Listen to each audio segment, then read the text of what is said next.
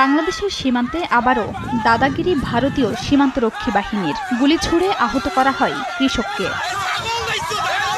কালীগঞ্জের পর এবার হাতীবান্ধায় সিঙ্গিমারি সীমান্তেও বাংলাদেশিকে বাছবিচার ছাড়াই গুলি করল বিএসএফ।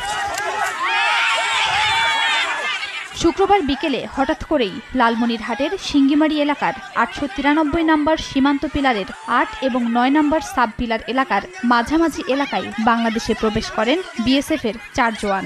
এ সময় বাংলাদেশের সীমান্ত অংশে কাজ করা কৃষকদের ও তাদের গরু ছাগল তাড়িয়ে দিতে শুরু করে বিএসএফের এমন অদ্ভুত আচরণে এদিক সেদিক ছোটাছুটি শুরু হয় মানুষের। অনেকে চলে গেলেও পাশের ভুট্টা খেতে কাজ করা আলতাফ হোসেন তাদেরকে সীমান্তের ওপারে চলে যেতে বলেন। স্থানীয়দের অভিযোগ, এতে ক্ষিপ্ত হয়ে তার বুকে গুলি ছুড়ে তাৎক্ষণিক ভারতে পালিয়ে যায় বিএসএফের ৪ সদস্য।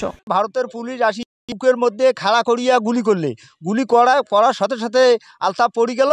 বিএসএফ জঙ্গলের মধ্যে কিছু না বাড়িয়া হেরিমকে আমার ভাইকে দিলে ফায়ার করিয়া ওরা দৌড় মারল, ভারতের চলে গেল। রক্ত ঝরতে শুরু করলে স্থানীয়রা গুরুতর অবস্থায় তাকে উদ্ধার করে চিকিৎসার জন্য রংপুরে নিয়ে যায়। বাংলাদেশের অভ্যন্তরে ঢুকে বিএসএফের এমন কর্মকাণ্ডে ওই এলাকায় সাধারণ মানুষের মাঝে আতঙ্ক ও উত্তেজনা বিরাজ করছে।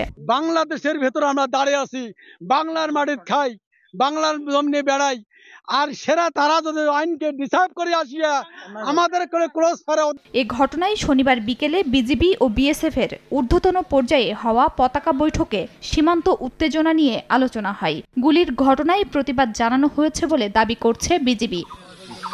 এদিকে বিএসএফ গুলি ছুড়লেও বিজিবির সিঙ্গামারি ক্যাম্পের নায়েক সুবেদার সফিজুল হকের দায়ের করা মামলায় আসামি ৭ বাসিন্দা। বিজিবির এমন অবস্থানে ক্ষোভ স্থানীয়দের।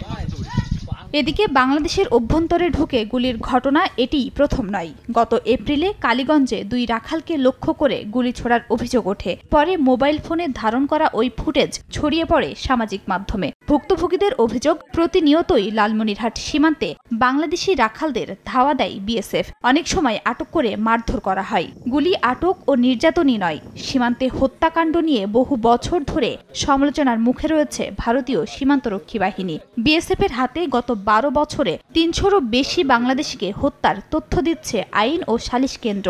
দেশ বিদেশে আলোড়ন তুলেছিল ফেলানি হত্যাকাণ্ড। এরপর বারবার বৈঠকে সীমান্ত হত্যা শূন্যে নামিয়ে আনার আশ্বাসও দেওয়া হচ্ছে বিএসএফের তরফ থেকে।